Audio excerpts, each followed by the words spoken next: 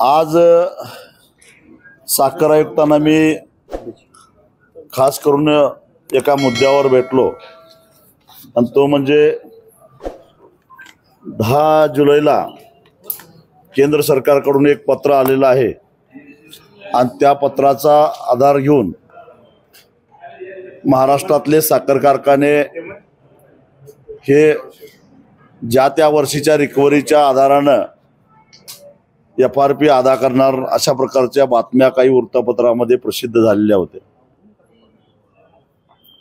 ज्या त्या वर्षाचा रिकव्हरी याचा अर्थ असा होतो की सीझन संपेपर्यंत त्या त्या कारखान्याची रिकव्हरी निश्चित होत नाही आणि मग ऊस तुटल्यानंतर 14 दिवसाच्या आत विना कपात एक रकमी FRP द्यायची। हे जे ऊस दर नियंत्रण अध्यादेश जो आहे त्याचा कुठेतरी भंग होतो। तेव्हा केंद्र सरकारच्या या भूमिकेच्या आडून साखर कारखाने शेतकऱ्याच्या FRPचे तुकडे करण्याचा प्रयत्न करू पाहत आहेत हे माझ्या लक्षात आलं।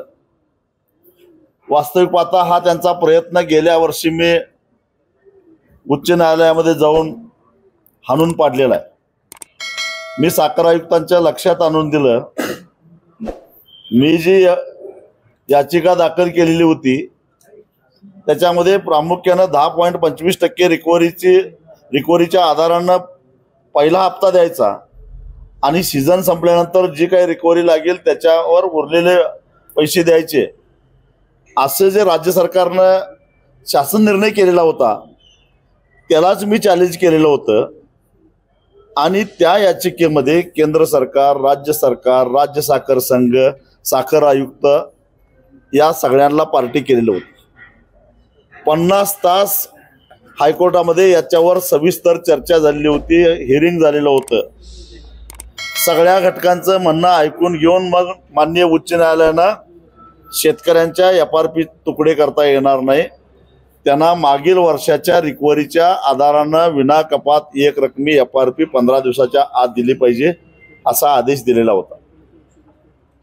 मी कालच केंद्र सरकारचे जे अन्न नागरी पुरवठा विभागाचे सेक्रेटरी आहेत त्यांना आणि साखर आयुक्तांना ईमेलद्वारा एक पत्र दिलेलं होतं। आज समक्ष फिजिकली पत्र दिलं की हायकोर्टानं दिलेल्या निकालाच्या विरोधात त्याला सोडून असं काही तुम्ही काहीतरी करा लागला तर तुम्ही कोर्टाचा अवमान करताय असं समजून तुमच्या विरोधामध्ये अवमान याचिका दाखल केल्याशिवाय मी सोडणार नाही।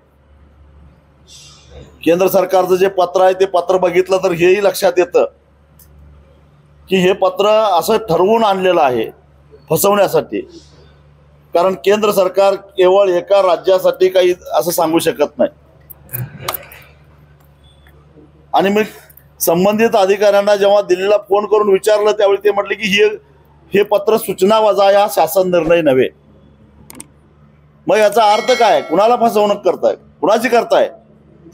आणि म्हणून आज सज्जड इशारा देण्यासाठी मी आलेलो होतो की FRPचे तुकडे कराल तर याद राखा शेतकऱ्याची गाठ आहे तुमची, हे सांगण्यासाठी मी आलो होतो। दुसरा मुद्दा की 3,500 रुपये FRP केलीस 10.25% रिकव्हरीला म्हणून मोठ्या प्रमाणामध्ये गाजावाजा होतोय, पण त्यातले शेतकऱ्याच्या हातात किती पडतात? तोडणी वाहतुकीचा खर्च एवढा वाढलेला आहे की शेतकऱ्याच्या हातात तेवढं जाऊन सुद्धा 20-2200च्या वर जातच नाहीत। मग या वाढलेल्या FRPचा शेतकऱ्याला फायदा काय? आणि याचं कारण काय? तर बेसुमारपणे वाहतुकीचे खर्च दाखवले जातात। आणि म्हणून गेल्या 6 महिन्यापासून मी साखर आयुक्तांच्याकडे खेटे घालून प्रत्येक साखर कारखान्यानं त्यांना जे कार्यक्षेत्र घालून दिलेलं आहे 25 किलोमीटरच्या परिघातलं, त्या कार्यक्षेत्रातला ऊस किती तोडला आणि त्याच्या बाहेरचा किती तोडला याची आकडेवारी मी मागत होतो।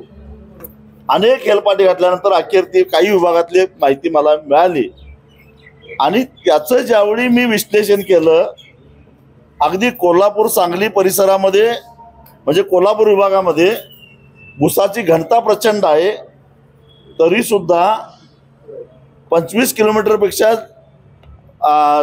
25 किलोमीटरच्या परिघाच्या आतील जे शेतकरी आहेत त्या शेतकऱ्यांना कारण नसताना टनाला 160 रुपये तुडणी वाहतुकीपेक्षा मध्ये जास्त द्यावे लागतात. म्हणजे तेवढी FRP त्यांची कमी होते. खर तर अख्ख्या देशामध्ये फक्त महाराष्ट्रामध्येच हे 25 किलोमीटरचं संरक्षण साखर कारखान्यांना आहे, खाजगी आणि सहकारी. ते का तर 25 किलोमीटरच्या परिघामध्ये दुसरा कारखाना उभा राहिला तर ऊस गाळपाला कमी पडेल आणि कारखाने आजारी पडतील, म्हणून अशा प्रकारचं त्यांना संरक्षण दिलेलं आहे. मग हे असताना अनेक कारखान्यांनी आपली गाळप क्षमता वाढवली. त्याचा परिणाम गेल्या वर्षी आपण बघितलं, काही कारखाने 83 दिवस सुद्धा चालू शकले नाहीत. म्हणजे 12 महिने पगार द्यायचा आणि 3 महिने कारखाना चालवायचा, असा तोट्याचा उद्योग हे करणार असतील तर त्याचा आमच्या दरावर परिणाम होतो.